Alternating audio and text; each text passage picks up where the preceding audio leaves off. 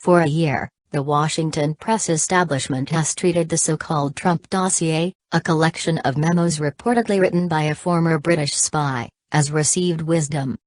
The memos, which claimed in salacious detail that Donald Trump had ties with Russia and attempted to use them to win the election, exploded onto the scene just days before the November 8 presidential election.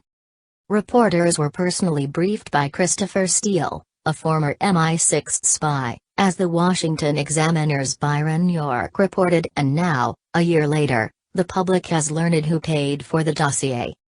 As the Washington Post reported, the Democratic National Committee and Hillary Clinton campaign funded research that led to the dossier. The Washington Examiner reported there's no evidence a Republican donor first funded the research during the primary campaign, though President Trump himself gave that story an assist by telling reporters you'll be surprised by who the GOP donor turns out to be.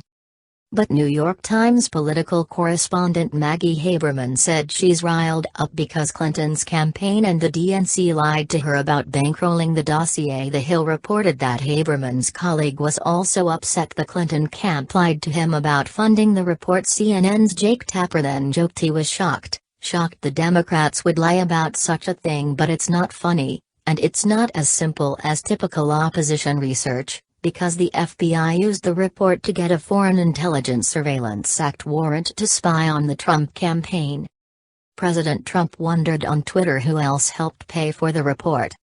Workers of firm involved with the discredited and fake dossier take the fifth. Who paid for it? Russia, the FBI, or the Dems, or all? Donald J. Trump, at Real Donald Trump, October 19, 2017.